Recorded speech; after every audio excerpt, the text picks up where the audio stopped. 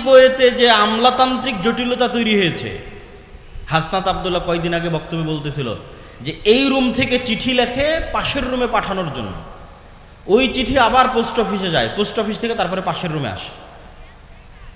মানে আপনি কোনো একটা কাজ করতে যাবেন সচিবালয়ে, তো এই গণতান্ত্রিক সিস্টেম যেইভাবে আমলাতান্ত্রিক জটিলতা তৈরি করে রেখেছে, কোনো একটা কাজ 5 বছরের নিচে 10 বছরের নিচে বের করা সম্ভব নয়। কোনো একটা মামলা 20 বছরের নিচে, 40 বছরের নিচে, 50 বছরের নিচে মানুষের সমাধান করা সম্ভব নয়। তাহলে এই সিস্টেম কি ন্যায় দিতে পারবে? কোশ্চেনকালেও এই সিস্টেম ন্যায় দিতে পারবে না। কিন্তু খেলাফা খুব ট্রান্সপারেন্ট, খুব সহজ, দ্রুত মানুষের দরজায় ন্যায় পৌঁছে দেওয়া, এটা হচ্ছে ইসলামী রাষ্ট্র ব্যবস্থার মূলনীতি। সবচেয়েতে মানুষের উপকারী রাষ্ট্রীয় ব্যবস্থা হচ্ছে খেলাফা। আহলুল হাল্লি ওয়াল আকদ, যারা জ্ঞানীগুণী ব্যক্তি, তারা একত্রিত হয়ে বসে নিজেকে বাদ দিয়ে চিন্তা করবে কে নেতৃত্বের যোগ্য। যেমন এখন যে সরকারেরা ক্ষমতায় আছে, এরা যে কোনো রাজনৈতিক সরকারের চাইতে ন্যূনতম হলো ভালো দেশ চালানোর চেষ্টা করবে, অথবা চেষ্টা করেছে। যা পরে যারা আসবে তারাও বুঝবে, আগে যারা চলে গেছে তারাও বুঝবে। কেন? এই কারণে যে এখানে নির্বাচনের পদ্ধতিটা ছিল খেলাফা পদ্ধতিতে। মানুষ নিজেকে বাদ দিয়ে চিন্তা করবে যে কে যোগ্য, তাকে দায়িত্ব দাও। আর যখনই আপনি চিন্তা করবেন যে না আমিই হব, আর একজন বলবে যে না আমিই হব, তখন যে বিভেদ, কাড়াকাড়ি, বিদ্বেষ, হিংসা এবং মারামারি তৈরি হবে, এটা কখনো নেতৃত্বের পদ্ধতি নয়। তো যাক, আমার বক্তব্যের ধারাবাহিকতায় একটু সামনের দিকে আগাই। তাহলে রাষ্ট্রের দরকার আছে, যেটা বক্তব্য দিয়ে শুরু করেছি। রাষ্ট্রের সমাধান মুসলমানদের কাছে আগে থেকেই আছে, যে রাষ্ট্র চলবে খেলাফা সিস্টেমে, আর অর্থনীতি চলবে ইসলামী অর্থনীতি, না পুঁজিবাদ না সমাজতন্ত্র। ব্যক্তি টাকা ইনকাম করবে, ব্যক্তি মালিক হবে, কিন্তু জাকাতও দিতে হবে, সমাজের গরিব শ্রেণীকে ওসরও দিতে হবে। ভারসাম্য, সবচেয়ে সুন্দর, সবচেয়ে দামি, সবচেয়ে ব্যালেন্স সিস্টেম। এখন রাষ্ট্র কিভাবে তৈরি করবেন? আধুনিক বিজ্ঞান বলতেছে যে 4টে জিনিসের উপর রাষ্ট্র তৈরি হয়। জনগণ থাকতে হয়, নিজস্ব জমি ভূখণ্ড থাকতে হয়, সরকার থাকতে হয়, সার্বভৌমত্ব থাকতে হয়। আর মুকদ্দমা ইবনে খালদুন লিখতেছেন যে 4টা জিনিসের উপর ভিত্তি করে রাষ্ট্র টিকে থাকে। উনি বেশিরভাগ ইসলামিক হিস্ট্রিরই পর্যালোচনা করেছেন। সেই 4টে জিনিসের 1 নাম্বার বলেছেন আসাবিয়া, আইডিওলজি, নির্দিষ্ট আদর্শের উপর কট্টর হওয়া, নির্দিষ্ট আদর্শের উপর শক্ত হওয়া। এটা ছাড়া কোনোদিন রাষ্ট্র প্রতিষ্ঠা হয় না। যেমন যারা সমাজতান্ত্রিক রাষ্ট্র প্রতিষ্ঠা করেছে, ওরা সমাজতন্ত্রের আদর্শের উপর খুব কট্টর, খুব শক্ত ছিল। আজকে যারা গণতান্ত্রিক রাষ্ট্র প্রতিষ্ঠা করতেছে, তারা সবাই দেখবেন, সবার মুখে বলি যে গণতন্ত্রই মুক্তি, গণতন্ত্রই মুক্তি, সবাই বলবে, বাক্য বিনা বাক্য ব্যয়ে বলবে। তার মানে গণতন্ত্রের উপর কট্টর হওয়াই গণতান্ত্রিক রাষ্ট্র প্রতিষ্ঠার মূল শর্ত। সমাজতন্ত্রের উপর কট্টর হওয়াই সমাজতান্ত্রিক রাষ্ট্র প্রতিষ্ঠার মূল শর্ত। আজকে ইসরায়েলেরা রাষ্ট্র প্রতিষ্ঠা করেছে ইহুদিবাদের উপর কট্টর হওয়ার মাধ্যমে। আজকে হিন্দুরা রাষ্ট্র প্রতিষ্ঠা করেছে হিন্দুত্ববাদী আদর্শের উপর কট্টর হওয়ার মাধ্যমে। তো মুসলমানেরা একদিনে রাষ্ট্র তৈরি করতে পারবে, ইসলামী রাষ্ট্র। শুধু বলতে হবে যে হিন্দুরা যেমন সাহস করে বলতে পেরেছে যে না আমাদের হিন্দুত্ববাদকে আমরা রাষ্ট্রে প্রতিষ্ঠা করব, মুসলমানদেরকে সাহস করে বলতে হবে যে না আমরা কট্টরভাবে ইসলামে বিশ্বাসী এবং রাষ্ট্রে ইসলাম প্রতিষ্ঠা করব। যখন কট্টরভাবে বলতে পারবেন, সেই দিন রাষ্ট্র প্রতিষ্ঠা হয়ে গেছে। আসাবিয়া, খুব শক্ত হতে হবে নিজের দিনের উপর, নিজের ধর্মের উপর। এটাই স্বাধীনতা, এটাই ইসলামী রাষ্ট্র প্রতিষ্ঠার মূল শর্ত। এবং উখুওয়াত, ভ্রাতৃত্বও তৈরি হবে মানুষের ইসলামিক আইডিওলজির উপর ভিত্তি করে, কালিমাতু লা ইলাহা ইল্লাল্লাহর উপর ভিত্তি করে। 2 নম্বরে উনি বলছেন রাষ্ট্র প্রতিষ্ঠার জন্য ন্যায় লাগবে। রাষ্ট্র টিকে থাকে ন্যায়ের উপর ভিত্তি করে। কেন? রাষ্ট্রের বিচারকরা, রাষ্ট্রের সরকারেরা মূলত আল্লাহ সুবহানাহু ওয়া তাআলা যে দায়িত্ব পালন করে থাকেন, সেই দায়িত্ব পালনের কাজ করে। আল্লাহ বিচার করবেন, তিনি সকল বিচারকের বিচারক, বিচার করা তার দায়িত্ব, পৃথিবী পরিচালনা করা তার দায়িত্ব। তাহলে সাময়িকভাবে যখন আপনি রাষ্ট্র ক্ষমতার মালিক, তখন আপনি কি কুলিল্লাহুম্মা মালিকাল মুলকি তুতিল মুলকা মান তাশা, আল্লাহর এই বিশাল রাজত্বের মধ্যে আল্লাহ সুবহানাহু ওয়া তাআলা সামান্য সময়ের জন্য পৃথিবীর একটা সামান্য অংশের সামান্য ক্ষমতা আল্লাহ সুবহানাহু ওয়া তাআলা আপনার হাতে দিলেন। তো এই জন্য এখানে ন্যায় লাগবে। ন্যায় ছাড়া আল্লাহ সুবহানাহু ওয়া তাআলার আদর্শের সাথে মিলবে না, কেন আল্লাহ ন্যায় পরায়ণ। ন্যায় যেখানে নাই ওই রাষ্ট্র ব্যবস্থা ভেঙে পড়বে। গত 16 বছর যে রাষ্ট্র ব্যবস্থা চলেছে ভেঙে গেছে, টিকতে পারেনি। ন্যায় না থাকলে কোনো রাষ্ট্র ব্যবস্থা টিকবে না। আসাবিয়া লাগবে, নিজের দিনের উপর শক্ত হতে হবে। 2 নম্বর, ন্যায় প্রতিষ্ঠার প্র্যাকটিস শুরু করতে হবে। 3, মুকাদ্দাম ইবনে খালদুনে তিনি লিখেছেন যত রাষ্ট্র ধ্বংস হয়ে গেছে ভোগ বিলাসিতার কারণে, এবং 4 নম্বর দুর্নীতির কারণে ধ্বংস হয়ে গেছে। ইসলামী রাষ্ট্র মানে সবাই হিজাব করবে, সবাই পর্দা করবে, সবাই নামাজি হবে, এটা তো অবশ্যই আছে। কিন্তু সবাই ধরেন সালাত আদায় করলো, সবাই হিজাব করলো, পর্দা করলো, কিন্তু সবাই একজন আরেকজনের উপর জুলুম করতেছে, তাহলে এটা ইসলামী রাষ্ট্র নয়। সবাই উমরা করে এসে, হজ করে এসে, রাতে তাহাজ্জুদের সালাত আদায় করে এসে ঘুষ খাচ্ছে, সুদ খাচ্ছে, মানুষকে হত্যার আদেশ দিচ্ছে, এটা ইসলামী রাষ্ট্র নয়। ইসলামী রাষ্ট্র মানে যেখানে প্রত্যেকটা মানুষ তার ন্যায় বুঝে পাবে, 1 টাকাও দুর্নীতি হবে না, সেটা ইসলামী রাষ্ট্র। যে রাষ্ট্রের দুর্নীতি আছে ওই রাষ্ট্র টিকবে না, যে রাষ্ট্রে অন্যায় আছে ওই রাষ্ট্র টিকবে না, আর যে রাষ্ট্রের মানুষ ভোগ বিলাসী সে রাষ্ট্র টিকবে না। আর সবাই চাইবে যে আমরা ভোগ বিলাসী থাকি।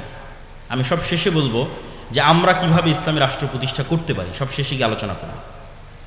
তো এখন সারমর্মে চলে আসি যে আমাদের কাছে সমাধান আছে, কিন্তু আমরা এই বিশাল গোলক ধাঁধায় পড়ে গেলাম কিভাবে? আমাদেরকে ইউরোপিয়ানরাই এই গোলক ধাঁধায় ফেলে দিয়েছে। ফেলে দেওয়ার সুযোগ কখন পেল? ফেলে দেওয়ার সুযোগ পেল যখন সমগ্র বিশ্বে ইউরোপীয় উপনিবেশ প্রতিষ্ঠিত হল। 200 বছর যাবৎ প্রায় সমগ্র বিশ্বে ইউরোপ দখল করে নিয়েছিল। এই ইউরোপীয় আজকে মুসলমানদের যত সমস্যা, সব সমস্যার গোড়া হচ্ছে ইউরোপীয় উপনিবেশ। আজকে বাংলাদেশ, পাকিস্তান, ভারত মানচিত্রের সীমানা কে এঁকে দিয়েছে? কাশ্মীর সমস্যা কে এঁকে দিয়েছে? রোহিঙ্গা সমস্যা কারা তৈরি করেছে? ইউরোপীয় উপনিবেশ। আজকে সুদান পরস্পরে মারামারি করতেছে, কে তৈরি করেছে? আফ্রিকার দেশগুলোকে পরস্পরের মধ্যে কারা ভাগ করে নিয়েছে? স্পেন ভাগ করে নিয়েছে, ফ্রান্স ভাগ করে নিয়েছে, ইতালি ভাগ করে নিয়েছে। আফ্রিকার মুসলিম দেশেরা তাদের স্বর্ণ নিজের ইচ্ছামতো বাইরে বিক্রি করতে পারবে না, নিজের কেন্দ্রীয় ব্যাংকে টাকা রাখতে পারবে না, ইচ্ছামতো বাইরের দেশ থেকে অস্ত্র কিনতে পারবে না, এগুলো বলে এখনও তাদেরকে গোলাম করে রেখেছে। অথচ পৃথিবীর সবচেয়ে বেশি খনিজ সম্পদ আফ্রিকায় আছে, অথচ পৃথিবীর সবচেয়ে গরিব আফ্রিকার মানুষ। এত বড় বৈপরীত্য জুলুম কারা টিকিয়ে রেখেছে? ইউরোপ টিকিয়ে রেখেছে, ফ্রান্স, ইতালি, স্পেন টিকিয়ে রেখেছে। আজকে ফিলিস্তিনের সমস্যা কারা তৈরি করেছে? একই ভাষায় সব আরবি ভাষায় কথা বলতেছে। সৌদি, কুয়েত, কাতার, বাহরাইন, ফিলিস্তিন, ইরাক, ইরান, সিরিয়া, লেবানন, মিশর, আলজেরিয়া সব আরবিতে কথা বলতেছে, অথচ এক দেশের সাথে আর এক দেশের শত্রুতা, মারামারি, গণ্ডগোল। সুদানের মধ্যে মুসলমানেরা মারামারি করতেছে। তো এদের সব এক দেশ থেকে আর এক দেশের মানচিত্রগুলো কারা তৈরি করেছে? ইউরোপেরা তৈরি করেছে। ফিলিস্তিনের মানচিত্র কে তৈরি করেছে? ইসরায়েলের, ওর মধ্যে মানচিত্র ইউরোপেরা তৈরি করেছে। মুসলমানদের যে কোনো সমস্যার গোড়ায় হাত দিবেন, দেখবেন ইউরোপীয় উপনিবেশ। ইউরোপীয় উপনিবেশের গোলামির চিহ্ন এখনো মুসলমানেরা বহন করে বেড়াচ্ছে। তো তখনই তারা আমাদের এই রাষ্ট্র কাঠামোটাকে এমন অবস্থায় দাঁড় করিয়ে গেছে যেন এখানে ইসলামী রাষ্ট্র কাঠামো আর প্রতিষ্ঠিত করা সম্ভব না হয়। তাহলে আমাদের বাংলাদেশ, আমাদের আজকের পাকিস্তান, এটা কোন কাঠামোর উপর দাঁড়িয়ে আছে? যতই 1947 বলেন যে স্বাধীনতা পেয়েছে, যতই বলেন 1971 স্বাধীনতা পেয়েছে, আপনি বাংলাদেশের পুলিশ আইন বের করেন, বাংলাদেশের ফাউন্ডেশনের অনুমোদন হবে সেটার আইন বের করেন, যে কোনো আইনে হাত দেন, সব ব্রিটিশ কাঠামোর উপর দাঁড়িয়ে আছে। কাঠামো ওটাই, কাঠামো চেঞ্জ হয়নি। তাহলে ডেমোক্রেটিক সিস্টেম, সেকুলার সিস্টেম, এগুলো ইউরোপেরা তাদের সমস্যার সমাধান করার জন্য আবিষ্কার করেছে। তারপরে মুসলমান দেশগুলোকে যখন তারা দখল করে নিয়েছে, তখন এই জিনিসগুলোই তারা মুসলমানদের উপর চাপিয়ে দিয়েছে। নাও এটাই তোমাদের সমস্যার সমাধান। তোমরাও অন্ধকার যুগে ছিল। আরে মুসলমানরা তো কোনোদিন অন্ধকার যুগে ছিলই না। মুসলমানদের ইতিহাসে কখনো খেলাফতি নিজামে এত জুলম, এত অত্যাচার, এত হত্যা কখনোই হয়নি। গত 100 বছরে খেলাফতবিহীন অবস্থায় যত অত্যাচার, যত জুলুম, যত হত্যা হয়েছে। সম্মানিত উপস্থিতি, তাহলে আমাদের বুঝতে হবে যে ইসলামের রাজনীতি আছে, ইসলামের রাষ্ট্র ব্যবস্থা আছে, আবার গণতন্ত্রই যে একমাত্র মুক্তি, এটাও চরম ভুল। আবার আমি রাজনীতিও করব না, এটাও চরম ভুল। আপনাকে বুঝতে হবে যে ইসলামী রাজনীতি কোনটা, ইসলামী রাষ্ট্র ব্যবস্থা কোনটা, এবং কিভাবে প্রতিষ্ঠিত করা সম্ভব। এবার বাস্তব উদাহরণে আসি, একদম প্র্যাকটিক্যাল উদাহরণে আসি। এই যে জুলাই বিপ্লবের কথা বলা হয়, 2000 মানুষ জীবন দিল। এই 2000 লাশের বিনিময়ে এখন পর্যন্ত শিরকি জাতীয় সঙ্গীতের জায়গাতেই আছে। কি হয়েছে? কিছু হয়নি। 1972 সালে হুবহু ভারতের সংবিধানকে কপি করে যে সংবিধান তৈরি করা হয়েছে, ওই সংবিধানের জায়গাতেই আছে। আর কত উদাহরণ নেবেন?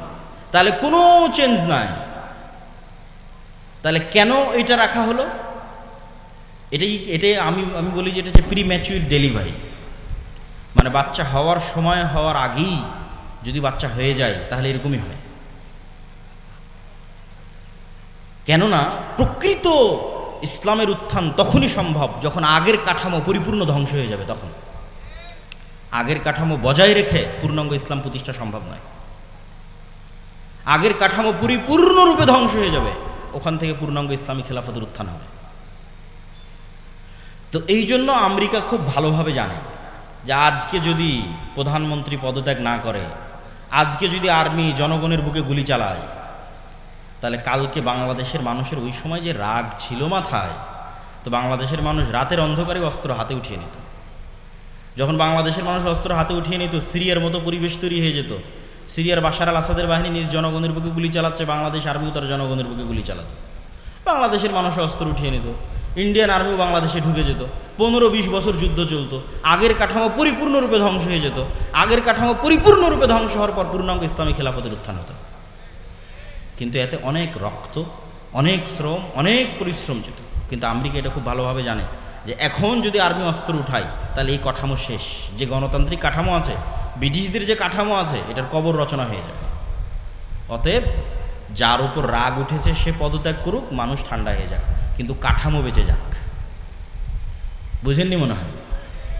তাহলে সব মানুষের রাগ উঠে গেছে, বাঙালি যেহেতু হুজুগে বাঙালি, যেই মানুষের উপর রাগ উঠে গেছে, বাবা তুমি এখন সরে যাও, সরে গেল, মানুষ সব ঠান্ডা হয়ে গেল, কাঠামো যে কার সেই থাকে, কোনো পরিবর্তন নাই। এই হলো অবস্থা, সম্মানিত উপস্থিতি। এবং এইভাবেই খেলা হয়। যেহেতু আজকের আধুনিক বিশ্বের মূল ক্ষমতার চাবিকাঠি তাদের হাতে, সুতরাং তারা এইভাবেই খেলে। তাদের কাঠামো তাদের টিকিয়ে রাখতে হবে, কেন কাঠামো ভেঙে পড়লে সেখান থেকে ইসলামের উত্থান হবে। এটা খুব ভয়ঙ্কর জিনিস, এটা তারাও খুব ভালোভাবে জানে, তাদের জন্য এটা খুবই ভয়ঙ্কর। এখন আসি যে আমরা আসলে যদি ইসলামী রাষ্ট্র প্রতিষ্ঠা করতে চাই, আমরা এখন এই কাঠামোর মধ্যে থেকে কিভাবে চেষ্টা করব? আমি যারা গণতান্ত্রিক রাজনীতি করতেছে, গণতান্ত্রিকভাবে মুসলমানদের অধিকার আদায়ের চেষ্টা করতেছে, আমি কোনো সময় গত 2 বছরে তাদেরকে আঘাত দিয়ে হিট করে কথা বলা, আমি ওই পর্যায়ে যেতে চাই না। আমি সবসময় যৌক্তিক প্রশ্ন তুলে ধরতে চাই, যাতে মানুষ চিন্তা করার সুযোগ পায় যে আমি যেটা করতেছি এটাই কি একমাত্র রাস্তা, না আসলে আর কোনো রাস্তা ছিল। কেন নিয়ত তো সবার ঠিক, সবাই তো বলতেছে আমরা রাষ্ট্র ক্ষমতা ইসলাম দেখতে চাই। তো সবাই যদি রাষ্ট্র ক্ষমতা ইসলাম দেখতে চায় তাহলে কিভাবে সম্ভব? আমার ছোট্ট জ্ঞান, আমি যতটুকু বুঝি, আমার ধারণা, আমার চিন্তা চেতনা ভুল হতে পারে। আমি মনে করি 1 নাম্বার, ঈমান বিল গায়েবের ওপর যদি সর্বোচ্চ লেভেলের ইয়াকিন না থাকে, আজকে যদি বাংলাদেশের সকল মানুষ আমাকেও ভোট দেয়, আমি বাংলাদেশের ক্ষমতায় গিয়ে ইসলাম প্রতিষ্ঠা করতে পারবো না। কেন আপনাকে বলি, একটু বুঝিয়ে বলি। আজকে আপনি যত সুযোগ সুবিধা ভোগ করতেছেন, বিদ্যুৎ চলতেছে, জেনারেটর চলতেছে, ক্যামেরা চলতেছে, মোবাইল চলতেছে, ইন্টারনেট, নেটওয়ার্ক, বিদেশে হাজার হাজার মানুষ কাজ করতেছে, আমেরিকাতে, ইউরোপে, সৌদি আরবে ইনস্ট্যান্ট টাকা বাংলাদেশে পাঠিয়ে দিচ্ছে। বাংলাদেশের সাথে সারা বিশ্বের কত বড় বড় ব্যবসায়ী ডলারের ভিত্তিতে ব্যবসা করতেছে। কালকে মনে করেন আজ সারা বাংলাদেশের মানুষ আবেগে হুজুগে আমাকে ভোট দিয়ে দিল যে ঠিক আছে, আজকে আমি বাংলাদেশের ক্ষমতার মালিক হয়ে গেলাম একচ্ছত্রভাবে। এবার আমি স্ট্রিক্টলি ইসলাম বাস্তবায়ন করতে যাচ্ছি। যখন আমি স্ট্রিক্টলি ইসলাম বাস্তবায়ন করতে যাব, তখন বিশ্বের যারা মোড়ল আছে তারা কি আমার সাথে থাকবে না আমার শত্রুতা করবে? শত্রুতা করবে, আমার সাথে থাকবে না। তাহলে বিশ্বের মোড়লরা যখন আমার সাথে শত্রুতা করবে, আমি আপনাকে বিদ্যুৎও দিতে পারবো না, আপনার বাড়িতে এসিও চলবে না, আপনার বাড়িতে ফ্যানও চলবে না, তারপর আপনি বহির্বিশ্বের সাথে ব্যবসা করতেছেন সেটাও চলবে না, খুব ভোগবিলাসী জীবনযাপন করছেন সেটাও চলবে না, আইফোন ইউজ করতে পারবেন না, তারপর হয়তো অ্যান্ড্রয়েড ফোন ইউজ করতে পারবেন না। যত রকমের বাধা তৈরি হতে পারে, সংকুচিত হয়ে যেতে পারে আপনার রিজিকের রাস্তা, আপনার আরাম আয়েশের রাস্তা, ভোগবিলাসের রাস্তা, যতভাবে আমেরিকা পাবন্দি দিয়ে, মানে এই রাষ্ট্রের উপর পাবন্দি চাপিয়ে যতভাবে আপনাকে সংকুচিত করবে, তখন আপনার বাঁচবেন কিভাবে? বাঁচার রাস্তা কি? যদি আপনার আগে থেকে ঈমান থাকতো ইমান বিল গায়েব যদি ইয়াকিনের লেভেলে থাকতো, ইমান বিল গায়েবের একটা হচ্ছে আখেরা, পরকাল, যে এই দুনিয়া কিছুই না, এই দুনিয়াতে মরি বাঁচি এটা কিছুই না, পরকালের সফলতা সব কিছু, এটা মুখের কথা না। যদি ইয়াকিনের লেভেলে থাকতো, আল্লাহ সাহায্য করতে পারে, আল্লাহ সাহায্য করবে, ফেরেশতারা আছে, ফেরেশতাদের মাধ্যমে আল্লাহ সুবহানাহু ওয়া তাআলা সাহায্য পাঠাবে, এই ইমান যদি ইয়াকিনের লেভেলে থাকতো তাহলে আপনি ধৈর্য ধারণ করতেন, সাথ দিতেন। কিন্তু যেহেতু আপনার ইমান বিল গায়ব ইয়াকিনের স্তরে নাই, পরের দিন আপনি আমার বিরুদ্ধে রাস্তায় নামবেন, এই বিদ্যুৎ নাই, কারেন্ট নাই, কিছু নাই, কিসের সরকার, ভাগাও, কিসের ইসলাম? কেন আপনি তো যেই লেভেলে আছেন ওই লেভেল থেকে ধাপ করে নিচে নামতে পারবেন না। আফগানিস্তান ওরা টিকে গেছে কেন? পরিপূর্ণ ধ্বংস হয়ে গেছে, মানুষের চাহিদাই নাই। 40 বছর থেকে যুদ্ধ চলতে চলতে মানুষের চাহিদাই নাই। কোনো মতে যদি জীবনের নিরাপত্তা পাওয়া যায়, কোনো মতে যদি ন্যায় বিচারের নিরাপত্তা পাওয়া যায়, সেটাই আমাদের জন্য যথেষ্ট, তখন টিকে গেছে। তাহলে ইমান বিল গায়েব লাগবে ইয়াকিনের স্তরে, অন্তত 90% মানুষের। তো মানুষের যতক্ষণ ইমান ঠিক না হবে ততক্ষণ আমি ক্ষমতায় গেলেও এদেশে ইসলাম চালাতে পারবো না, এদেশে ইসলাম প্রতিষ্ঠা এবং পরিচালিত করতে পারবো না, কম্প্রোমাইজ করতে হবে। কেন? মানুষের ইমান নাই, ইমান নষ্ট হয়ে গেছে। এই জন্য আল্লাহর পথে যাত্রা এই বইটা পড়তে হবে। এটা কিন্তু আমার অনুভূতি থেকে লেখা, যে জুলাই পরবর্তী যখন সব ঘরানার আলেম ওলামা, দল, সংগঠন, ইসলামী সবার সাথে যখন উঠা বসা করার সুযোগ হলো, তখন আমি নিজে রিয়েলাইজ করলাম যে ইমান বিল গায়েবে মুসলমানদের বিশ্বাস নেই। এমনি মুসলমানেরা মুখে বলে আল্লাহর উপর বিশ্বাস, ফেরেশতার উপর বিশ্বাস, পরকালের উপর বিশ্বাস, বাস্তবে নাই। এবং লাস্ট গত কয়েকদিন এটার উপরেই আমার বক্তব্য আছে, যদি কারো বক্তব্য দেখার সুযোগ থাকে অথবা আগামীকাল যদি কথা বলার সুযোগ হয়, তখন ইমান বিল গায়েবের উপর ইয়াকিনের লেভেলে ইমান বিল গায়েবের বিশ্বাস নিয়ে যাবে। 2, ইমান বিল গায়েবের সবচেয়ে বড় বিষয় হচ্ছে আল্লাহর শক্তি, আল্লাহর ক্ষমতার উপর ভরসা। মুসা আলাইহিস সালাম জীবনেও তার দুনিয়াবী শক্তি দিয়ে ফেরাউনের সাথে জিততে পারবে না। মুহাম্মদ সাল্লাল্লাহু আলাইহি ওয়াসাল্লাম, খোলাফায়ে রাশিদিন, আমর ইবনে আস, খালিদ বিন ওয়ালিদ, এদের ক্ষমতা নাই দুনিয়াবী শক্তি দিয়ে পারস্য রোমান সাম্রাজ্যের বিরুদ্ধে জিতে, কোনোদিন সম্ভব নয়। ইসলাম কোনোদিন দুনিয়াবী শক্তিতে বিজয় অর্জন সম্ভব নয়। সালাহুদ্দিন আইয়ুবের দুনিয়াবী শক্তিতে ফিলিস্তিন বিজয় সম্ভব নয়। এগুলো সব আল্লাহর সাহায্য। তো আল্লাহর সাহায্য পৃথিবীতে নেমে আসবে কীভাবে? যখন ইমান বিল গায়েব হয়ে যাবে। আগের বক্তব্য যখন শুনবেন বা এই বইটা যখন পড়বেন, যখন আপনার ইয়াকিনের লেভেলে চলে যাবে, না ফেরেশতা আকাশ থেকে নেমে আসতে পারে, ইয়াকিনের লেভেলে যখন চলে যাবে, না এই দুনিয়া কিছুই না, পরকালই সব কিছু, ইয়াকিনের লেভেলে যখন চলে যাবে, আল্লাহ সুবহানাহু ওয়া তাআলার অস্তিত্ব এবং ক্ষমতার উপর বিশ্বাস যখন ইয়াকিনের লেভেলে চলে যাবে, তখন এবার আপনি আমল দিয়ে আল্লাহর সাহায্য দুনিয়াতে টেনে নিয়ে আসবেন। আর পৃথিবীতে আল্লাহর সাহায্য টেনে নিয়ে আসার সবচেয়ে শক্তিশালী টেকনোলজিগুলো মুসলমানদের কাছে আছে। এটাই মুসলমানদের বিজয়ের রাস্তা। যেমন আল্লাহর সাহায্য পৃথিবীতে টেনে নিয়ে আসার সবচেয়ে বড় শক্তিশালী টেকনোলজি সালাত, 5 ওয়াক্ত সালাত, রাতের সালাত, এগুলো আল্লাহর আসমানি সাহায্যকে পৃথিবীতে টেনে নিয়ে আসে। এই জন্য যুদ্ধের মাঠেও একদল মুজাহিদ যুদ্ধ করবে আর একদল মুজাহিদ সালাত আদায় করবে। দুনিয়াবি লজিকে এটা টিকে না, কিন্তু যখন ইমান বিল গায়েব থাকবে তখন ওটাই বাস্তব। কেন? ওই সালাতটা আল্লাহর সাহায্য আসমান থেকে টেনে নিয়ে আসবে। আল্লাহর সাহায্য ছাড়া মুসলমানদের বাঁচার কোনো রাস্তা নাই। তো আপনার আমল আল্লাহর সাহায্য টেনে নিয়ে আসবে। সালাত পৃথিবীর সবচেয়ে শক্তিশালী টেকনোলজি, যা আল্লাহর সাহায্য আসমান থেকে টেনে নিয়ে আসতে পারে, আর রাতের সালাত তার চেয়েও বেশি পাওয়ারফুল। আর 2 নম্বর হচ্ছে সাউন্ড টেকনোলজি। সাউন্ড টেকনোলজির ন্যূনতম জ্ঞান আল্লাহ সুবহানাহু ওয়া তাআলা সুলাইমান আলাইহিস সালাতু ওয়াস সালামকে দিয়েছিলেন। সাউন্ড টেকনোলজি মানে হচ্ছে এরা সবাই সব কথা বুঝে, এই কাঠও কথা বুঝে, এটাও কথা বুঝে, এটাও কথা বুঝে, শুধু বুঝে না, এরা কথা বলতেছে, এরা সবাই কথা বলতে পারে। ইউসাব্বিহু লিল্লাহি মা ফিস সামাওয়াতি ওয়া মা ফিল আরজ, আসমান জমিন এবং তার মধ্যে যা কিছু আছে সব আল্লাহর তাসবিহ পাঠ করে। তো এইটার ন্যূনতম জ্ঞান সুলাইমান আলাইহিস সালামকে দেওয়া ছিল, যে পাখি কি বলতেছে সুলাইমান আলাইহিস সালাম বুঝতেন, উনি আবার পাখির সাথে কথা বলতে পারতেন। তো আল্লাহ আসমান জমিন সৃষ্টি করেছে কুন ফায়াকুন সাউন্ড দিয়ে। আল্লাহ পৃথিবী আসমান জমিন ধ্বংস করবে ইসরাফিলের বাঁশির আওয়াজ, সাউন্ড দিয়ে। সাউন্ড টেকনোলজি সবচেয়ে পাওয়ারফুল। তো এই সবচেয়ে পাওয়ারফুল জিনিসটা মুসলমানদের কাছে দেওয়া আছে। এই জন্য সর্বশ্রেষ্ঠ মুজিজা হচ্ছে কোরআন। কেননা কোরআন কার সাউন্ড বলেন তো? কোরআন কার আওয়াজ? এটা আল্লাহর আওয়াজ, আল্লাহর সাউন্ড, এই সবচেয়ে পাওয়ারফুল। এবং জিকির প্রভাব সৃষ্টি করে। কেন? এগুলো সব কিছু সাউন্ড বুঝে এবং ফিল করতে পারে। যেমন ওয়েভ, আমরা যে আমার ওয়েভের মধ্যে দিয়ে আমার সাউন্ড লাইভে আমেরিকায় বসে মানুষ শুনতেছে, এটা ওয়েভের মধ্যে দিয়ে ভেসে আমেরিকা যাচ্ছে। ওই ইসরায়েল তার ওয়েভ অন করে দিয়ে মোবাইলের বিস্ফোরণ ঘটাচ্ছে, ইরানের বিজ্ঞানীদের রুমের মধ্যে বিস্ফোরণ হয়ে যাচ্ছে। কেন? ওই ওয়েভটা মোবাইল রিসিভ করতেছে। তো মোবাইল যেমন ওয়েভ রিসিভ করে, এই মোবাইল সাউন্ডও বুঝে। এই জন্য জিকির সবচেয়ে পাওয়ারফুল। কোরআন সবচেয়ে পাওয়ারফুল। এই জন্য কিয়ামতের পূর্ব মুহূর্তে মুসলমানদের তাকবীর ধ্বনিতে শহর বিজয় হয়ে যাবে। তাহলে মুসলমানেরা যখন আমলের মাধ্যমে আল্লাহর সাহায্যকে আসমান থেকে টেনে নিয়ে আসবে আর ঈমান বিল গায়ব ইয়াকিনের লেভেলে চলে যাবে, 3 নাম্বার প্রকৃত নেতৃত্বের বিকাশ লাগবে। সবই করলাম, ঈমান আছে, আমল করলাম, কিন্তু প্রকৃত নেতৃত্বের বিকাশ হলো না। বানু ইসরাইলদের মধ্যে প্রকৃত নেতৃত্বের বিকাশ হয়নি। মুসলমানদের ইউরোপীয় উপনিবেশের 200 বছর শাসনের কারণে মুসলমানদের নেতৃত্বের চরিত্র ধ্বংস হয়ে গেছে। নাই, কোনো মুসলমানের মধ্যে ইল্লা মান রাহিমা রাব্বি নেতৃত্বের চরিত্র নাই। সব মুসলমান নামাজ পড়তেছে, জাকাত দিচ্ছে, রোজা রাখতেছে, মুখে ঈমানের কথা বলতেছে, কিন্তু সবাই মুনাফিক। লাম ইয়াদখুলিল ঈমান ফি কুলুবিহিম, কলবে ঈমান ঢোকেনি। ইজা যখনই কথা বলে মিথ্যা বলে।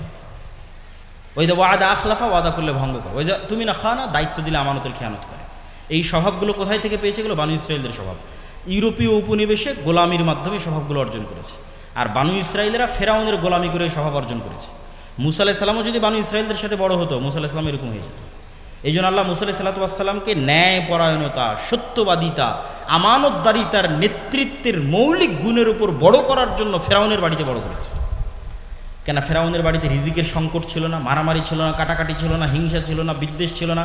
প্রিন্স যেভাবে বড় হয় সেভাবে বড় হবে। তাহলে জন্মগত স্বভাবের উপর বড় হবে, জন্মগত সত্যবাদিতা, ন্যায় পরায়ণতা, আমানতদারিতার উপর বড় হবে। আর গোলাম মারামারি করবে, কাটাকাটি করবে, হিংসা করবে, বিদ্বেষ করবে, সে তো নেতা হতে পারবে না। এই জন্য ইউরোপিয়ানরা ডেমোক্রেসিকে, গণতন্ত্রকে আরও জিইয়ে রেখেছে মুসলিম দেশগুলোতে, যারা মুসলমানদের মধ্যে যাতে কোনোদিন প্রকৃত নেতার আবির্ভাবই না হয়। কেননা যখনই গণতান্ত্রিক রাজনীতিতে অংশগ্রহণ করবেন, আরেকজনের বিরুদ্ধে বলবেন, মিথ্যা বলবেন, তারপরে হিংসা করবেন, বিদ্বেষ করবেন, তাহলে তো আপনি আল্লাহর দৃষ্টিতে প্রকৃত নেতা হতেই পারবেন না। ক্ষমতা তো আল্লাহ দিবে, তা আল্লাহর দৃষ্টিতে তো প্রকৃত নেতা হতে হবে, ক্ষমতা পাওয়ার যোগ্য হতে হবে। ঈমান বিল গায়ব আছে, ইয়াকিন আছে, আমাল আছে, কিন্তু প্রকৃত নেতৃত্বের বিকাশ হয়। প্রকৃত নেতৃত্বের বিকাশের জন্য সব নবী যেই গুণের উপর ছিলেন, সত্যবাদিতা, আমানতদারিতা, ন্যায় পরায়ণতা, সেই গুণের উপর আশা লাগবে আমাদেরকে। সত্যবাদিতা, ন্যায় পরায়ণতা, আমানতদারিতা, এইভাবে যখন কেউ এই গুণের উপর চলে আসবে, যেটা আল্লামা ইকবাল বলেছিলেন, সাবাক ফিরসে পার সাদাকাত কা, শুজাআত কা, আদালত কা, লিয়া জায়গা তুঝসে কাম, দুনিয়া কি ইমামত কা। উনি গোটা ইউরোপ, আমেরিকা সব সফর করে দেখেছেন যে মুসলমানদের কোনো সমস্যাই নাই। কেন? উনি সব আইডিওলজি বুঝেন। কিরে, এরা তো গণতন্ত্রের পিছিয়ে ছুটতেছে, এরা সমাজতন্ত্রের পিছিয়ে ছুটছে, এর চেয়ে ভালো সমাধান তো মুসলমানদের কাছে আছে, তাহলে এরা পারতেছে না কেন? এগুলো সব উনি বুঝতেন। সব বুঝে উনি সামারি বের করলেন, মুসলমানদের কাছে এত সুন্দর নামাজ আছে, এত সুন্দর সালাত আছে, জিকির আছে, সবই আছে মুসলমানদের কাছে, এত সুন্দর পরিবার ব্যবস্থা আছে, পৃথিবীতে কোথাও নাই, তাও মুসলমানেরা মাজলুম কেন? তো সামারি বের হলো মুসলমানদের নেতৃত্বের যোগ্যতা তৈরি হওয়ার সব রাস্তা ইউরোপিয়ানরা বন্ধ করে রেখে দিয়েছে। এরা পরস্পর মারামারি করবে, কাটাকাটি করবে, হিংসা বিদ্বেষ করবে, দুর্নীতি করবে, এই স্বভাবের উপর এদেরকে বড় করে। আফ্রিকায় সব বড় বড় মুসলিম দেশের রাষ্ট্রনেতারা টাকার কাছে বিক্রি হয়ে যায়। বাংলাদেশের নেতারাও দেখবেন যে টাকার কাছে, ক্ষমতার কাছে বিক্রি হয়ে যায়। পাকিস্তানের নেতারা বিক্রি হয়ে যায়। কেন? কারো সত্যবাদিতা, ন্যায় পরায়ণতা, আমানতদারিতা নাই। তুমি বলেছো মুসলমানেরা তোমাদের কাছে সব আছে, তোমরা সত্য বলা শিখো, ন্যায় পরায়ণ হওয়া শিখো, আমানতদার হওয়া শিখো, আল্লাহ তোমাদেরকে পুনরায় পৃথিবীর নেতৃত্ব দিয়ে দেবে। বলেন ইনশাআল্লাহ। তাহলে ঈমান বিল গায়ব লাগবে, আল্লাহর সাহায্য আকাশ থেকে টেনে নিয়ে আসতে পারতে হবে, ঠিক আছে? আর আগের যে কাঠামো আছে ওই কাঠামো পরিপূর্ণরূপে ধ্বংস হতে হবে, আর তার উপর প্রকৃত নেতৃত্বের আবির্ভাব হতে হবে, প্রকৃত নেতার আবির্ভাব হতে হবে। সম্মানিত উপস্থিতি, পরকালমুখী চিন্তা ছাড়া আপনি ধৈর্য ধারণ করতে পারবেন না, সবর করতে পারবেন না, আর সবর আর ধৈর্য ছাড়া রাষ্ট্র প্রতিষ্ঠা করতে পারবেন না। আল্লাহ সুবহানাহু ওয়া তাআলা আসহাবুল উখদুদের বর্ণনা দিয়েছে। বক্তব্যের শেষে কয়েকটা কোরআনের আয়াত বলে বক্তব্যের শেষের দিকে চলে যাব। আল্লাহ সুবহানাহু ওয়া তাআলা আসহাবুল উখদুদের বর্ণনা দিয়ে বলছেন, ওয়ামা নাকামু মিনহুম ইল্লা আন ইউমিনু বিল্লাহিল আজিজিল হামিদ। গর্ত খোঁড়া হয়েছে, আগুন জ্বালানো হয়েছে, মানুষ গর্তে ঝাঁপিয়ে পড়তেছে। তো আল্লাহ বলতেছে এই মানুষগুলো গর্তে ঝাঁপিয়ে পড়তেছে বা এই মানুষগুলোকে আগুনে ফেলে দেওয়া হয়েছে কোনো কারণে নয়, শুধু একটাই কারণে, যারা আজিজুন হামিদ, মহাপরাক্রমশালী, আল্লাহর উপর বিশ্বাস রাখতো, শুধু এই কারণে আগুনে ফেলা হচ্ছে। আম হাসিবতুম আন তাদখুলুল জান্নাহ ওয়া লাম্মা ইয়াতিকুম মাসালুল লাযিনা খালাউ মিন ক্বাবলিকুম। তোমরা কি মনে করো জান্নাত এত সহজ, ইসলামী রাষ্ট্র প্রতিষ্ঠা হয়ে যাবে এত সহজ? অথচ অতীতের মানুষেরা যেরকম মাজলুম হয়েছে তোমরা এরকম মাজলুম হবে না। তো এরকম মাজলুম হওয়ার জন্য যখন মানসিক প্রস্তুতি তৈরি হয়ে যাবে, তখন সেখান থেকে রাষ্ট্রের উত্থান হয়। এটাও ইবনে খালদুন লিখেছে। ঠিক মুহাম্মদ সাল্লাল্লাহু আলাইহি ওয়াসাল্লাম যেভাবে করেছে, সেভাবে রাষ্ট্রের উত্থান হয়। আসেন, আল্লাহর এই আয়াতগুলোর উপর যদি কেউ ভরসা রাখে, এই যে ঈমান বিল গায়ব ইয়াকিনের লেভেলে রাখে, কোরআনের উপর বিশ্বাস যদি কেউ ইয়াকিনের লেভেলে রাখে, তারপরে যদি সামনে আগায়, তাহলে এই আয়াতগুলো তাদের জন্য। ওয়ালাউ আন্নাহুম আকামুত তাওরাত ওয়াল ইনজিল ওয়া মা উনজিলা ইলাইহিম মির রাব্বিহিম, মানুষেরা যদি তাওরাতের কিছু অংশ, ইনজিলের কিছু অংশ, আপনার প্রতি যেটা অবতীর্ণ হয়েছে কোরআন, এই কোরআন যদি মানুষ পৃথিবীতে প্রতিষ্ঠিত করে ফেলতে পারত, তাহলে কি হতো? লা উকিলু লা আকালু মিন ফাওকিহিম ওয়া মিন তাহতি আরজুলিহিম, তাহলে তারা আসমান থেকে ওদের রিজিকের ব্যবস্থা করা হতো, মাটির নিচ থেকে ওদের রিজিকের ব্যবস্থা করা হতো। বলেন আল্লাহু আকবার। এটা আল্লাহর ওয়াদা। তা আমাদের তো ঈমান বিল গায়ব নাই, আল্লাহর শক্তি এবং ক্ষমতার উপর বিশ্বাস নাই, আল্লাহ ফেরেশতাদের সাহায্য করতে পারে সেটার উপর বিশ্বাস নাই। ফলত আমি তো এই রিস্কগুলো নিব না, আমি সবসময় কম্প্রোমাইজ করতে চাই। কম্প্রোমাইজ করতে করতে এই লেভেলেরও কম্প্রোমাইজ করবো যে যদি এখন যেখানে শিরক হচ্ছে সেই মন্দিরও যদি পাহারা দেওয়া লাগে, তাও পাহারা দিয়ে হলেও ক্ষমতায় যাব। কেননা ঈমান বিল গায়ব নাই। সম্মানিত উপস্থিতি, আল্লাহ সুবহানাহু ওয়া তাআলা বলছেন, ওয়ালাউ আন্না আহলাল কুরা আমানু ওয়াত্তাকাউ লাফাতাহনা আলাইহিম বারাকাতিম মিনাস সামাই ওয়াল আরজ, যদি কোনো একটা এলাকার মানুষ ঈমান আনে, আল্লাহকে ভয় করে, তাহলে আসমান এবং জমিনের সকল বরকতের দরজা ওদের জন্য উন্মুক্ত করে দেওয়া হবে। বলেন আল্লাহু আকবার। আল্লাহ সুবহানাহু ওয়া তাআলা বলছেন, ওয়া'আদাল্লাহুল্লাযীনা আমানু মিনকুম, তোমাদের মধ্যে যারা ঈমান এনেছে, ওয়া আমিলুস সালিহাত, তোমাদের মধ্যে যারা সৎ আমল করে। ঈমান, সৎ আমল। ঈমান থাকবে ইয়াকিনের লেভেলে, সৎ আমল দিয়ে আসমান থেকে সাহায্য নেমে আসবে। লা ইস্তাখলিফান্নাহুম ফিল আরজি কামা ইস্তাখলাফাল্লাযীনা মিন ক্বাবলিহিম, তাহলে তোমাদের অতীতে যারা চলে গেছে তাদেরকে যেমন আল্লাহ বিজয় দিয়েছে, রাষ্ট্র ক্ষমতা দিয়েছে, দাউদ, সুলাইমান, ইউসুফ, মুহাম্মদ সাল্লাল্লাহু আলাইহি ওয়াসাল্লাম, পরবর্তীতে খোলাফায়ে রাশিদিন, তাহলে আল্লাহ তোমাদেরকে ওইভাবে পুনরায় তোমাদেরকে আল্লাহ সুবহানাহু ওয়া তাআলা পৃথিবীতে প্রতিষ্ঠিত করবে, যাতে তোমরা কি করতে পারো? বিনা ভয়ে আল্লাহর ইবাদত করতে পারো এবং পৃথিবীতে কোনো শিরক না থাকে, সেটি যেন তোমরা নিশ্চিত করতে পারো। সম্মানিত উপস্থিতি, এই আয়াতগুলোকে সামনে রেখে আমরা এতটুকুই আজকের আলোচনার সর্বশেষে এসে এতটুকুই বলতে চাই যে ইসলামী রাষ্ট্র মুসলমানদের লাগবেই, খুবই জরুরি। কিন্তু এই ইসলামী রাষ্ট্র কিভাবে প্রতিষ্ঠিত হবে সেটাও আমাদের শিখতে হবে, এবং আমাদের দুর্বলতা, আমাদের কাজের জায়গা কোথায় সেটাও আমাদের বের করতে হবে। তা আপনি বলবেন যে এগুলো সব উদ্ভট কথা, এগুলো দিয়ে কি আসলে বাস্তব কাজ কি করতে হবে? বাস্তব যদি কিছুই কাজ করার খুঁজে না পান, তাহলে অন্তত ইহুদিদের থেকে কিছু শিখার আছে। ইহুদিরা পৃথিবীর জনসংখ্যায় সবচেয়ে কম, অথচ পৃথিবীর সবচেয়ে বড় দেশের কন্ট্রোল তাদের হাতে। এই কাজগুলো অন্তত যে কেউ করতে পারবে। সেই কাজগুলো হচ্ছে শক্তিশালী প্রতিষ্ঠান তৈরি করা, শক্তিশালী মিডিয়া, শক্তিশালী অর্থনৈতিক প্রতিষ্ঠান। সারা বাংলাদেশের সব মসজিদ মাদ্রাসা মিলেও এক ব্রাকের সমান হতে পারবে না। ব্রাক অর্থনৈতিকভাবে যতটা শক্তিশালী, সারা বাংলাদেশের সব মসজিদ মাদ্রাসা মিলে অতটা শক্তিশালী হতে পারবে না। সারা বাংলাদেশের সব ইসলামিক ফাউন্ডেশন, ইসলামিক এনজিও মিলে তার সমান হতে পারবে না। কিন্তু ওই লেভেলের চিন্তা তো আমাদের মাথায় কাজ করে না। আমাদের মাথায় কাজ করে, হ্যাঁ সবাই আজকে একবারে রাজপথে নেমে একদিনেই সব কায়েম হয়ে যাবে। একবারে রাজপথে তো সব মুসলমানেরাই নেমেছিল, সব তো নামাজি রোজাদার ছেলেপেলেরাই তো সব শহীদ হয়েছিল, তো ক্ষমতা তো সব এনজিওর হাতে চলে গেল। তাহলে আগে থেকে যদি ওই জায়গায় আপনার গ্রিফট না থাকে, কন্ট্রোল না থাকে, আপনি লক্ষ লক্ষ মানুষ রাস্তায় নামলেও দেখবেন যে দিন শেষে ক্ষমতা তাদের হাতে। এই জন্য এই জায়গাগুলোতে তো অন্তত ফাইট দেওয়ার সুযোগ আছে, সচিবালয়ে কাজ করার সুযোগ আছে, মিডিয়াতে কাজ করার সুযোগ আছে। বাংলাদেশের মিডিয়া কাদের কন্ট্রোলে? দেখেন, খুঁজে দেখেন কাদের কন্ট্রোলে। তো এই জন্য আমি বলি যে শক্তিশালী শিক্ষা প্রতিষ্ঠান লাগবে, শক্তিশালী মিডিয়া লাগবে, শক্তিশালী অর্থনৈতিক প্রতিষ্ঠান লাগবে, আমর বিল মারুফ আর নাহি আনিল মুনকারের পরিশ্রম লাগবে, ন্যায় প্রতিষ্ঠার আন্দোলন লাগবে। আর আগে যেগুলো বলেছি সেগুলো তো পূর্ব শর্ত, ওগুলো ছাড়া এগুলো করলেও কোনো লাভ নাই। মানে ইসলাম যদি রাষ্ট্র ক্ষমতায় আনতে চাওয়া হয়, ওগুলো তো আগে লাগবেই। তার পাশাপাশি এই জিনিসগুলোর চর্চা করতে হবে, এগুলো তো মুসলমানরা করতে পারে। সব যত মুসলমানদের সংগঠন আছে, দল আছে, রাজনৈতিক অরাজনৈতিক, সবাই মিলেও তো চিন্তা করতে পারে যে না আমরা এটার পিছনে ইনভেস্ট করি। কিন্তু দেখবেন যে না, সবার ইনভেস্টের চিন্তা চেতনা আমাকে এখনই ইমিডিয়েট এখনই ক্ষমতায় যেতে হবে। ভাই, যেহেতু গণতন্ত্র কোনোদিন ন্যায় প্রতিষ্ঠা করতে পারবে না, মানে গণতন্ত্র থাকলে জুলুম থাকবে, জুলুম থাকলে মানুষ এটাকে একদিন না একদিন সহ্য করতে পারবে না, একথাই ঠিক। যেমন জুলাইয়ে সহ্য করতে পারেনি, আজ থেকে 15 বছর পর আবার দেখবেন বাংলাদেশের মানুষ রাস্তায় নেমে গেছে কারো না কারো বিরুদ্ধে। তো তোমাকে আজকেই ক্ষমতায় যেতে হবে এটা জরুরি নয় তো। আগামী 30 বছর পর কীভাবে বাংলাদেশের রাষ্ট্র ক্ষমতায় যাওয়া যাবে? সবাই তো 90% মুসলমানের দেশ। অন্তত যেই সমস্ত জায়গাগুলোতে এনজিওগুলো দখল করে আছে, মিডিয়াগুলো দখল করে আছে, ওই সমস্ত জায়গাগুলো অন্তত মুসলমানদের দখলে চলে আসে। বড় বড় ব্যবসায়ী সব মুসলমানেরা হোক, ইসলামপন্থী ব্যক্তিরা বড় বড় ব্যবসায়ী হোক, চেষ্টা করুক। তাহলে পরবর্তী 15-20 বছর পর যখন এরকম আন্দোলন হবে, যেহেতু অন্যায় থাকবে, অন্যায় থাকলে মানুষ আন্দোলন করবে, তখন অন্তত মানুষ যেন রাস্তায় নেমে বলতে পারে যে না, ওই হুজুগে নয়, এবার একদম ক্ষমতায় ইসলাম প্রতিষ্ঠা করে ঘর থেকে বিদায় নিব, আগের কাঠামোকে সম্পূর্ণরূপে ধ্বংস করেই আমরা ঘরে ফিরব। তো ওইটার জন্য তো কাজ করার অনেক সুযোগ আছে, অসংখ্য জায়গা আছে কাজ করার। বাংলাদেশের ইসলামী দল, ইসলামী রাজনৈতিক অরাজনৈতিক সংগঠন কেউ জানেই না যে সরকার প্রাথমিক বিদ্যালয়ে গানের শিক্ষক নিয়োগ দিয়ে দিয়েছে। তাহলে প্রাথমিক বিদ্যালয়ে গানের শিক্ষক কে নিয়োগ দিল? ও 50 বছর থেকে কাজ করতেছে প্রাথমিক বিদ্যালয়ে গানের শিক্ষক নিয়োগ দেওয়ার জন্য, আর ওই জায়গায় আমার কোনো সোর্সই নাই, কোনো নিউজই নাই। কেউ যদি একটু ইসলামপন্থী থাকে তাহলে সে যেন উঁচু পদে না যেতে পারে, ঠিক আছে? সচিবালয়ে বিভিন্ন জায়গায় বদলি উমুক টুমুকের স্বীকার করে ওকে যেন ডিমোশন করা হয়। এগুলো কারা করে? ঘরে বসে থেকে একদল মানুষ করে, যাদের হাতে মিডিয়া আছে, যাদের হাতে এনজিও আছে।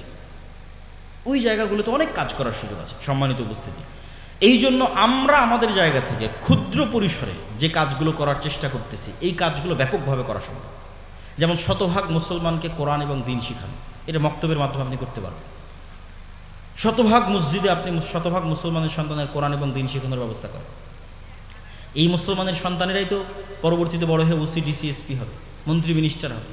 তাদেরকে আপনি সত্যবাদিতা, আমানতদারিতে, ন্যায়পরায়ণতা শিখান, যাতে এরা টাকার কাছে বিক্রি না হয়, যাতে এরা ক্ষমতার চাপের কাছে নত না হয়। একটা সৎ প্রজন্ম তৈরি করে, ইমান বিল গায়েবের উপর ইয়াকিন রাখে, পরকালের উপর ইয়াকিন রাখে, এরকম একটা সৎ প্রজন্ম তৈরি করে। তারপরে এই যে সুদ হচ্ছে গোলামির দ্বিতীয় মাধ্যম। আজকে সারা বিশ্বের মুসলিম কান্ট্রিগুলোকে গোলাম রাখা হয়েছে সুদ দিয়ে। ফেরাউন বানু ইসরায়েলদের গোলাম রাখতো সুদ দিয়ে। মদিনায় ইহুদিদের কন্ট্রোল ছিল সুদ দিয়ে। এই জন্য আল্লাহ নবী মদিনায়কে সবার আগে সুদে ব্যবসার উপর আঘাত হেনেছে, কেন আল্লাহ নবী জানতো সব তো ইহুদিদের কন্ট্রোলে। এখানে যদি অর্থনীতিতে মুসলমানরা বিজয় না হয় তো ইহুদিদের অধীনেই থাকতে হবে। আল্লাহ নবী হিজরত করে আব্দুর রহমান বিন আওফ, ওসমান, জুবাইর ইবনে আওয়াম সবকে বললাম তোমরা ব্যবসা করো, সবাই তো তোমরা ব্যবসা জানো, খালি হাতে আসছো তো কি হয়েছে? আনসারিরা তোমরা এদের টাকা দাও, ব্যবসা করো। অর্থনীতিতে ইহুদিদের কন্ট্রোল রাখা যাবে না। আজকে সারা পৃথিবীর শুধু অর্থনীতির কন্ট্রোল ইহুদিদের হাতে। ওই জায়গাতে আপনাকে একটু হলো ফাইট দিতে হবে, কিন্তু আমরা যেই পদ্ধতিতে ফাইট দিচ্ছি সেটা তো ঠিক না। আমরা মনে করতেছি ওই কনভেনশনাল ব্যাংক ঠিক রেখে ওই পদ্ধতিতে আমি মানুষের ভোগবিলাসী পণ্য ইসলামী ব্যাংকের মাধ্যমে দিব, এটা হবে না। মানুষকে বুঝতে হবে ইসলামী অর্থনীতিটা কি, তাহলে সে চিন্তা করতে পারবে। তো যেমন আমরা কর্জে হাসানা ন্যূনতম হলেও শুরু করেছি, সবাই নিজ নিজ জায়গা থেকে শুরু করতে পারে, যে মানুষ যেন সুদের সাথে সম্পৃক্ত না থাকে। সুদের সাথে সম্পৃক্ত থাকা আর মিথ্যা বলা সমান, আর মিথ্যা বলা মানে আর নেতা হতে পারলো না, শেষ। ওর নেতা হওয়ার ক্রেডিবিলিটি, যোগ্যতা সব শেষ। ওর কোনো দিন আল্লাহ সুবহানাহু ওয়া তাআলার দৃষ্টিতে নেতা হতে পারবে না। তাহলে নেতা না হতে পারলে স্বাধীনও হতে পারবে না।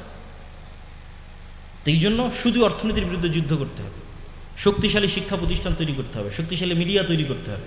দেখা যাচ্ছে মাসিক আল ইতিসাম আমাদের ন্যূনতম প্রয়াস, এর চেয়েও যদি ভালো কারো করার সুযোগ থাকে, কিশোরে আমাদের ন্যূনতম প্রয়াস, আরও যদি কারো ভালো করার সুযোগ, মেইন স্ট্রিমের মিডিয়া যদি কেউ দখল করতে পারে, যেতে পারে, খুব ভালো। সম্মানিত উপস্থিতি, তো এই ন্যূনতম প্রয়াসগুলোকে আমাদের ধীরে ধীরে আস্তে আস্তে সামনের দিকে এগিয়ে নিয়ে যেতে হবে এবং মানসিকভাবে দাওয়াতের মাধ্যমে, দাওয়াতি কাজ কোনোদিন ছোট কাজ নয়। ছোট কাজ হলে 950 বছর নূহ আলাইহিস সালাম দাওয়াতি কাজ করতেন না। দাওয়াতি কাজ কখনো হেলায় ফেলায় ফেলে দেওয়ার জিনিস নয়। দাওয়াতি কাজের মধ্যেই বিপ্লব চলে আসে। এই রকম কোনো একটা প্রজন্ম চলে আসলে, আল্লাহ কবুল করলে ওর মধ্যেই বিপ্লব চলে আসবে। যেই প্রজন্মের ইমান বিল গায়ব ইয়াকিনের লেভেলে, যেই প্রজন্মে রাতে রাতে সালাত আদায় করে, যেই প্রজন্ম জিকিরের মাধ্যমে, সালাতের মাধ্যমে আল্লাহর সাহায্য দুনিয়াতে ডেকে নিয়ে আসে, যে প্রজন্ম ন্যায় পরায়ণতা, সত্যবাদিতা, আমানতদারিতার উপর প্রতিষ্ঠিত, টাকার কাছে, ক্ষমতার কাছে মাথা নত করে না, যেই প্রজন্মের মধ্যে তার নিজের দিনের উপর আসাবিয়া আছে, যে শতভাগ আমার নবীর দিনই ঠিক, আমি ন্যূনতম আমার নবীর দিনে কোনো ছাড় দেব না, এইটার উপর ভিত্তি করে ইসলামী রাষ্ট্র প্রতিষ্ঠা করব, এরকম একটা প্রজন্ম তৈরি হয়ে গেলে আল্লাহ সুবহানাহু ওয়া তাআলা যদি কবুল করে যে কোনো মুহূর্তে হয়ে যেতে পারে। আল্লাহ সুবহানাহু ওয়া তাআলা যেন আমাদের সেটির লক্ষ্যে কাজ করার তৌফিক দান করে। আল্লাহুম্মা আমিন। ওয়া আখির দাওয়ানা আনিল হামদুলিল্লাহি রাব্বিল আলামিন। আসসালামু আলাইকুম ওয়া রাহমাতুল্লাহি ওয়া বারাকাতুহু।